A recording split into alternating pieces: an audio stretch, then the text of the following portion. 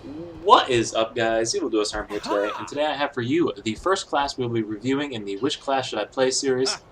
Today's we're going to be looking at the Warlock class. I've got the most experience on this one, and played through quite a bit of content with it. So yeah, without further ado, let's get into it. So what I'm going to break down in these video series is that I'm going to look at its early game, its mid game, and its end game, and how viable it is, what leveling's like with it, and what sorts of things you can expect from it. So with that being said, I'm going to start out with the early game. So we're going to open up the skill book, and I'm going to call early game your first 15 levels or so. So early on in the game, as you play through the Warlock, you've got your Thrall, which is going to provide you excellent amounts of damage as well as tank ability throughout various dungeons early game, as well as your combo of 2, 3, and then into a Dragon Call. This combo is going to be your bread and butter for the first few levels of the game, and it's actually a really strong combo throughout the game. However, after about level 10 or 15 or so, you're going to start having some problems one-shotting mobs, because this combo will one-shot an entire group up until about that point. But once you start getting stronger enemies, it starts getting a little tougher. So early game is really easy on the Warlock, but as you get into the mid-game, it begins to get a bit more challenging, as you'll have to throw some damage in between. A good way to supplement that damage is your right mouse button, which is your bombardment, and then you spec that into the AoE. And after that, you hit it with a Rupture on a critical hit, or your F. These two combined reduce the cooldown of the Dragon Call and help you to get more damage out faster in your middle levels. Now, once you hit level 30, you're going to get Leech. Leech is one of the best leveling skills for the Warlock. It resets all of your cooldowns as well as restores all of your focus. So this makes it extremely easy to continue bombarding and using Dragon Call on opponents. So with that, let's move on into the late game. So that was your mid game when you had the when you get the F, your Leech. It helps you quite a bit. So in the end game, the Warlock is one of the most sought after classes of all classes in the game, due to your ultimate, if you will, or your buff of Soul Burn. So Soul Burn, what it does is it increases the damage of your entire team by boosting everyone's critical hit damage by 50%, as well as unlocking a special skill for their class. This special skill does more damage than the traditional skill, so in the Warlock's case, it's Awakened Bombardment, which is about a 200% increase, or 100% increase rather, 200% times the damage of a normal bombardment. Other classes get similar bonuses, and sometimes even get greater than bonuses than that, in the case of the Force Master. So it's a really, really useful party buff skill that is highly sought after for teams. So with that, I'm going to put into a little bit of gameplay now that we're done reviewing each of the little class steps throughout the way, and hopefully the gameplay gives you an idea of what sort of combos you'll be pulling early on the game. Now, since this class is already at max level, I'm going to go to somewhere where it's like a comparable area, and I'm going to pick skills that would be achieved at that point in the game, and try to give you a general idea of what you could be looking at for damages, and how quickly it would be to kill mobs. So yeah, let's get into that part of the video now. Alright, so we're back over here in the next area, guys. So what I did is I took off all of the gear that I possibly could to lower my attack damage, to get it to a point where I'm not going to be like one-shotting the enemies in this area.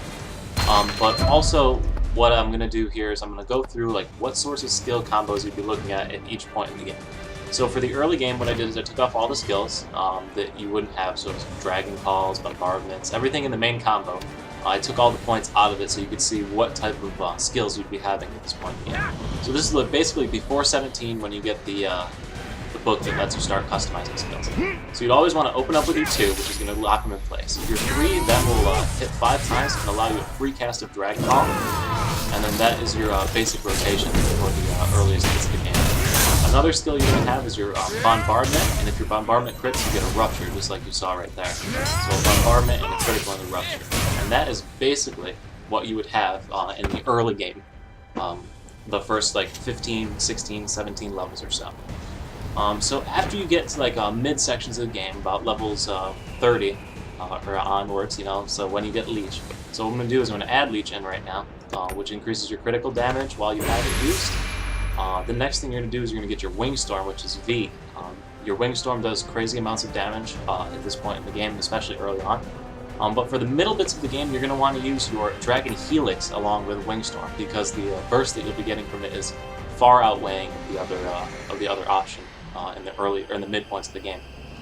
You're in Prison. You'll want to go all the way down on that tree as well when you spec it. And Soul Shackle, I forget which side it is. I need to look at it in more depth. I'm pretty sure it's this one. The one that grabs them every time someone steps into it. I think it's this one.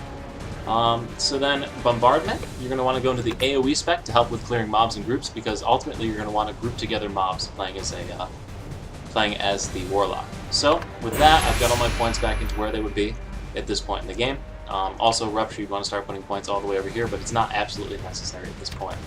So what you're going to want to do is you're going to want to group the enemies together. So let me just grab a few here. Get a couple to show you the general idea. So after you get a bunch of them together, you would want to group them with your 2. Your 3 is going to go on, which is going to launch that, and that's going to ready a B and a 4. Every time your B hits the Dragon Call, it's going to ready a 4 as well on top of that. So you can just go along spamming Bs and 4s. Now when all those cooldowns are done, you'll reset it all by using Leech, which will then give you a reset on all your cooldowns going into Bombardment and 4 Dragon Call Dragon. So now that we've got that, we're going to go into like the super endgame sort of build idea.